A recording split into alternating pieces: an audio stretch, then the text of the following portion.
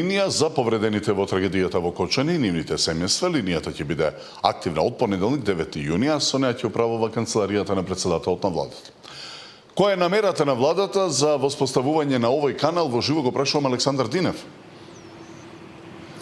Целта на отворањето на телефонската линија, како што информираа од владата, е да се воспостави директна комуникација со повредените од пожарот во дискотеката Пулс, како и со членовите на нивните семејства, за да може лично да се слушнат барањата, потребите, но и проблемите со кои се соочуваат, за да може да се изнајде најбрзо и најсоодветно решение. Деталите ги гледаме во продолжение.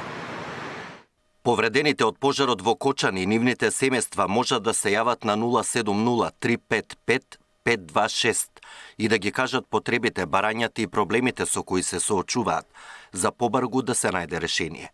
Телефонската линија која ја отвора владата ќе биде достапна од понеделник. Оваа активност се презема по сугестија од членови на работната група за евалуација на повредените, која изминатиот период работела на терен, во директна комуникација со семејствата и медицинските тимови. Медицинските тимови треба да се грижат само за здравствената состојба на пациентите. Пациентите и нивните семејства имаат прашања кои што се надвор од медицинската грижа, а се однесуваат на некое институционално барање кое што им е неопходно да го решат.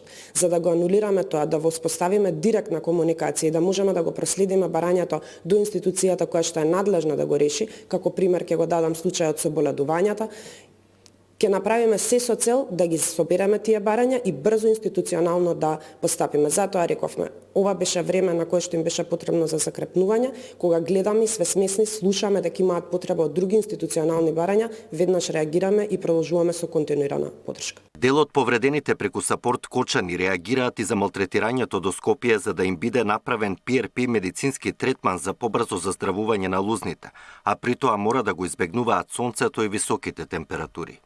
Тие деца моментално ќе одат на PRP. Право, не можат преку ден да патуват заради изгорениците. Фамилиите одат со нив, треба да им дават вода, не може сами ни шише да фанат, пример, со рајката.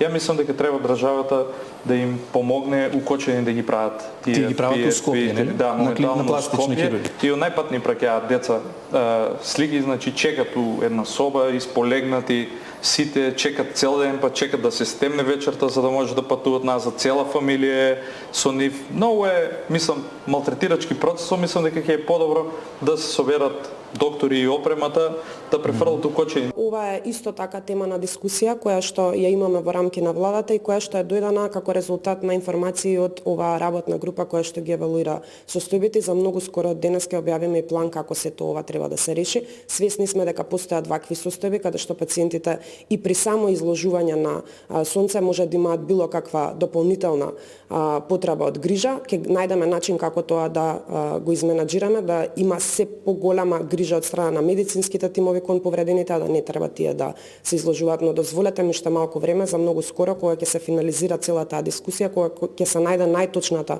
методологија, веднаш како влада ќе излеземе и ќе соопштиме пред јавноста. Во големата трагедија во Кочани загинаа 62 лица. Околу 200 беа повредени, а 5 мина се уште се на лекување во странство. Динев, што се случува со протестниот марш под мотото Марш за ангелите во Кочани?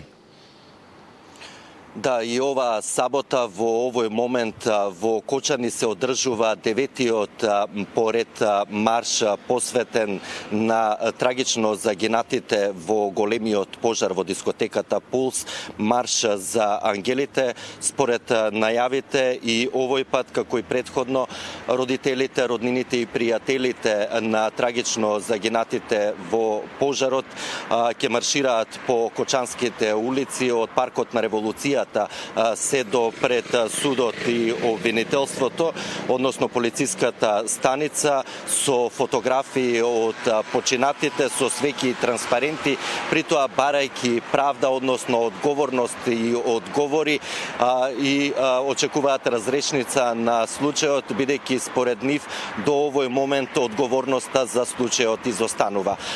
Деталите, односно сликата и изјавите од 9-тиот поред марш за ангелите ќе ги проследиме во централниот дневник во 19. Александар Динев со последните актуелности околу трагедијата во Кочани.